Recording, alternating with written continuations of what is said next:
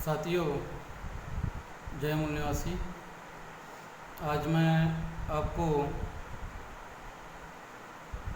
ब्राह्मण अपने शासक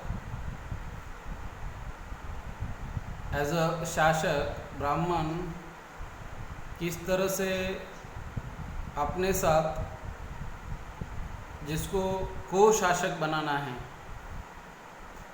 को रूलर बनाना है, तो समय समय पर उन्होंने किस तरह से वो उसमें चेंजेस लाते हैं, इसके बारे में यहाँ पर मैं आपके सामने बताना चाहूँगा।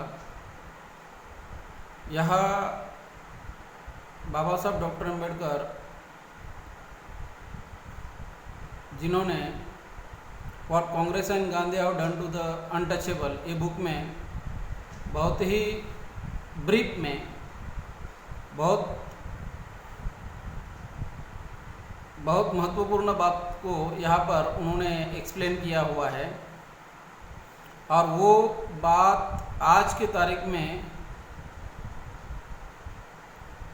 लागू होती है। तो उस इंफॉर्मेशन को मैं यहाँ पर आपके सामने रखना चाहूँगा। What Congress and Gandhi have done to the untouchable, इसमें बाबा साहब लिखते हैं, history shows that the Brahmins has always had other classes as his allies to whom he was ready to accord the status of governing class provided they were prepared to work with him in subordinate cooperation। अगर ऐसे लोगों को, ऐसे खास लोगों को वो coordinate बनाते हैं, सबऑर्डिनेट बनाते हैं, को रूलर बनाते हैं, जो उनको शासन करने में सहायता करे। वो राजवाड़े, उनके बारे में उन्होंने जो कहा था, वास्तव शासक ब्राह्मण ही है, क्षत्रिय और वैश्य ये उनको शासन करने में सहायता करने वाले लोग हैं, सहायता करते हैं। शासन करने में, रूल करने में सहायता करने वाले असल शासक ब्राह्मण ही है। तो इस रेफरेंस में बाबा साहब यहाँ पर लिखते हैं, in ancient and medieval times he made such an alliance with the Kshatriyas or the warrior class and the two rule the masses। दोनों ने मिलके मासेस के ऊपर रूल किया। एंशिएंट एंड मिडिवल इंडिया में ब्राह्मणों ने क्षत्रियों का सहारा लिया, क्षत्रियों के सहारे उन्होंने मासेस के ऊपर रूल, शासन किया। इसके पहले के वीडियो में मैंने आप लोगों को बताया था ब्रिटिश लोगों के बारे में। ब्रिटिश लोगों का जो थॉट है, थिंकिंग है, लॉर्ड मैकाले, इनके बारे में मैंने बताया था कि उन्होंने रूलर क्लास मास, इस कंसेप्ट के तहत इंडिया पे रूल किया था। तो यहाँ ब्राह्मणों के बारे में अगर देखा जाए तो यहाँ ब्राह्मण सबऑर्डिनेट किसको बना रहा है, कोऑर्डिनेट किसको बना रहा है, सहशासक किसको बना रहा है, ये सोचने वाली बात है। तो बाबा साहब यहाँ पर लिखते हैं, In ancient and medieval times, he made such an alliance with Kshatriyas or the warrior class and the two rule the masses. दोनों ने मिलके masses को रूल किया. Indeed, ground them down.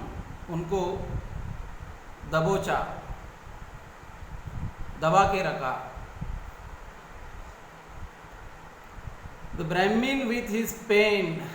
ब्राह्मणों ने अपने पेन के साथ, पेन के जरिए. And the Kshatriya with his sword. इन्होंने जो रूल बरकरार रखा, उनका शासन बरकरार रखा.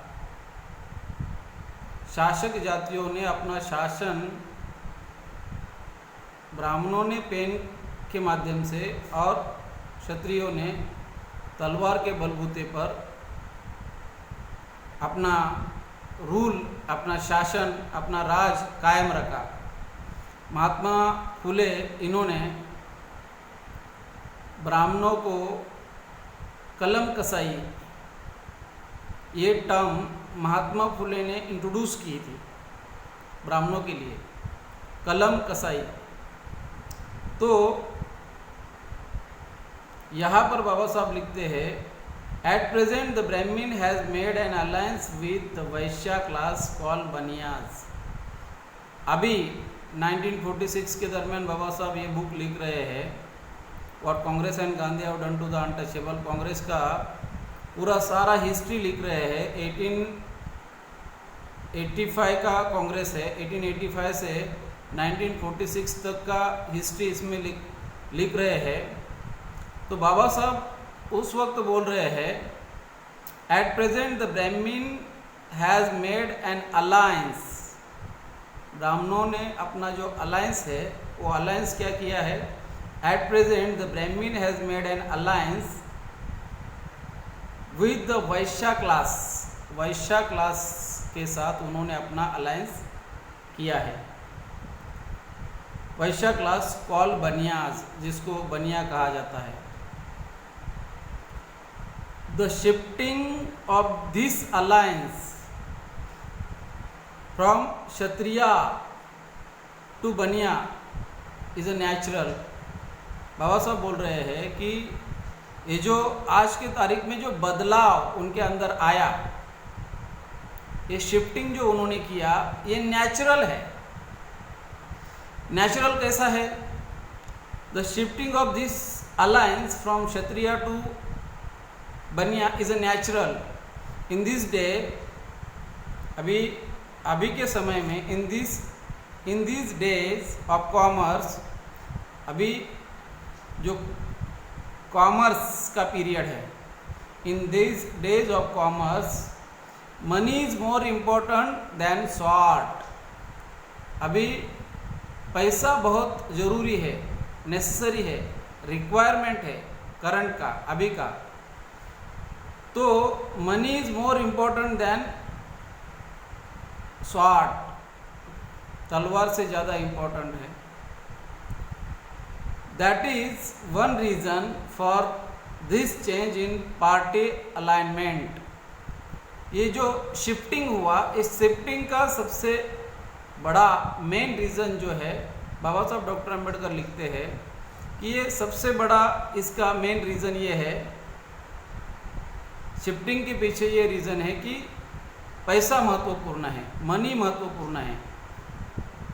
अभी दूसरा रीज़न क्या है इसका? तो दूसरा रीज़न बाबा साहब इसमें लिखते हैं, the second reason is the need for money to run the political machine. अभी इंडिया में इतने साल के बाद पॉलिटिक्स इंट्रोड्यूस होने वाला है, इंट्रोड्यूस होने वाला है. तो पॉलिटिक्स जब इंट्रोड्यूस हो रहा है, तो पॉलिटिक्स में पैसों की ज़रूरत है. Money, the second reason is the need for money to run the political machine. Politics को अगर चलाना है तो पैसों की रिक्वायरमेंट है. Money can come only from the Bania. Money कहाँ से आएगा? मनी आएगा तो केवल बनिया से आएगा। Money can come only from बनिया। It is the Baniya who is financing the Congress largely because Mr. Gandhi is a Baniya, and also because he has realized that money invested in politics give large dividends।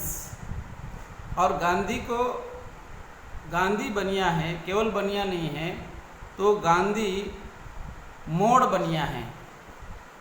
Gujarat में एक कहावत है, गुजराती में,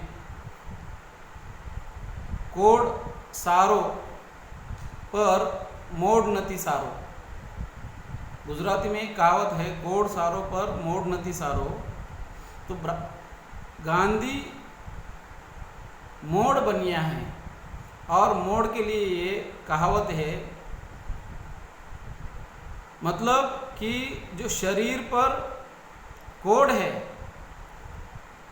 वो code भयंकर है, लेकिन वो अच्छा है।